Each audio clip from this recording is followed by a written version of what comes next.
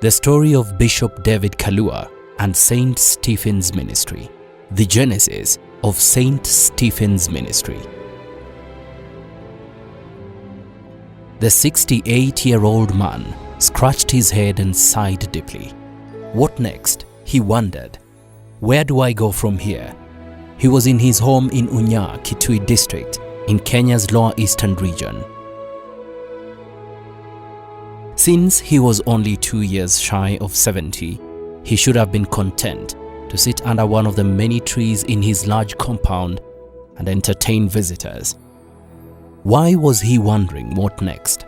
Hadn't he already lived a full life?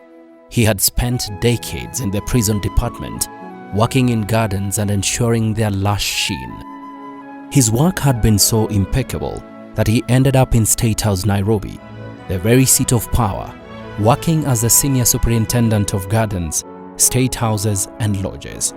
He had literally brushed shoulders with President Moi himself. After all, he was the president's florist.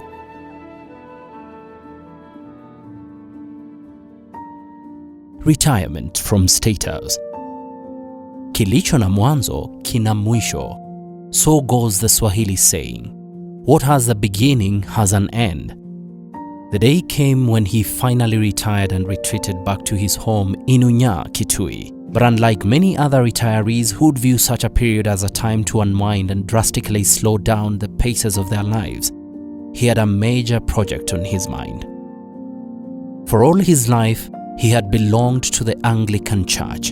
In fact, by the time he got married to Deborah in 1968, he was already a lay leader.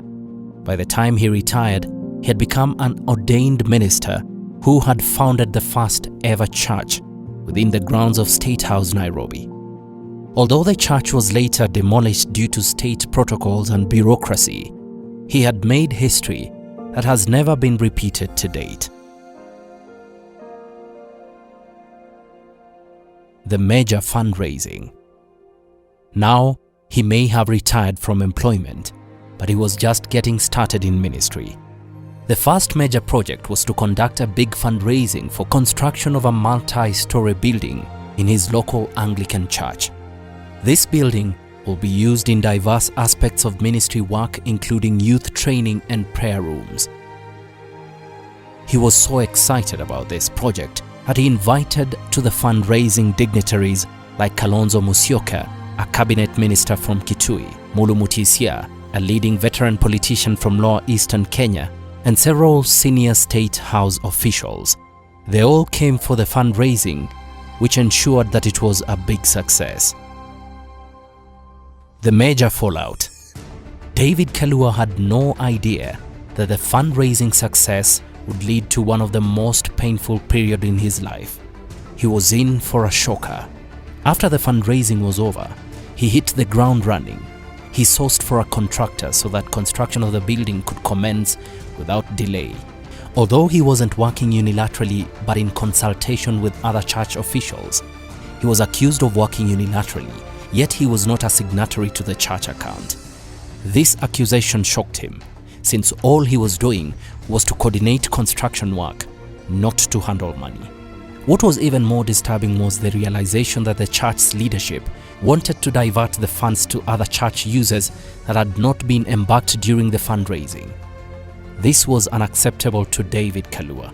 To him, if you invite people to a fundraising and raise money for a specific purpose, then that should be honored. Your word must be your bond, he liked to say. Because the church leadership was not honoring its word to the fundraising attendees, he decided that he could no longer work with them in good conscience. The birth of St. Stephen's Ministries. In 2005, David Kalua received the answer to the question, what next? The answer in 3 words was St. Stephen's Ministries. Stephen, the biblical era martyr, had faced stiff opposition from religious leaders. So hostile was this opposition that he had eventually lost his life in a hail of stones from religious leaders and their followers. However, these rough stones and their throwers couldn't stop Stephen's ministry from flourishing even after his demise. David Kalua found the resilience of Stephen's ministry to be heartwarming and inspirational. He purposed to build his new ministry upon such resilience. That is how, right there in his home, the contours of St. Stephen's Ministries began to take shape. This clarity of vision led to the construction of St. Stephen's Unyaa Church later in 2005. The growth of St. Stephen's Ministry. Over a period of 15 years, St. Stephen's Ministry grew in ways that Bishop David Kalua could not have imagined. In 2006, 1 year after the mother church was founded in Unyaa in 2005, Tiva Church was opened in Tiva, a small town that is about 30 kilometers from Kitui town. After this, it took 6 years for another church to be opened in Unyaa in March 2012. Unyaa is in the wider region of Mutoma, which is in Kitui's South constituency. 1 year later, the fourth branch of St. Stephen's Ministry was founded in Lema, another small town that is in Machakos, a neighboring county to Kitui.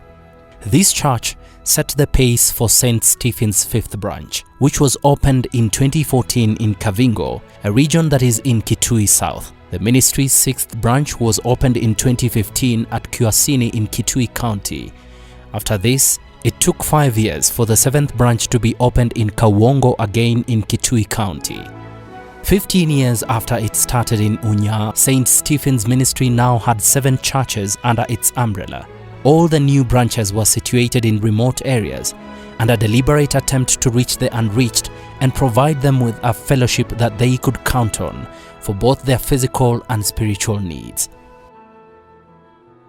The vision of St. Stephen's Ministry. Unyaa Mother Church. This is the mother church where the ministry started. This church's vision is construction of a kindergarten, Bible school and a home for the elderly. Unyaa Church seeks to take care of both the youngest and the elderly in a deliberate effort to secure the well-being of 2 different generations. Tiva Church. This church also seeks to build a kindergarten, complete with a large playground for children. The church seeks to cater for the spiritual, social and physical needs of local children. It believes that a strong foundation for children results in a strong, morally upright society. Unyaa Church. This church's vision is to build a primary school and a secondary school that will be named after Bishop David Kalua. The church has already acquired land upon which these schools will be built. In order to promote education for girls, the secondary school will be exclusively for girls. Lema Church.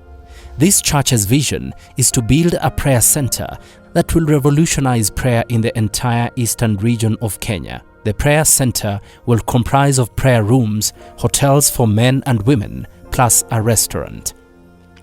Kavingo Church. This church's vision is to contribute to food security by establishing a demonstration farm that will showcase sustainable farming practices to local people and provide them with practical sustainable farming lessons. Kiwasini Church. This church's vision is to build a center for those who are extremely needy and abandoned by society. The church believes that it is those who are least in society who need the most assistance. Kawongo Church. This church's vision is to establish a craft center that will train local people in crafts like tailoring and carpentry. This will create new livelihoods means for local people, particularly the young and women.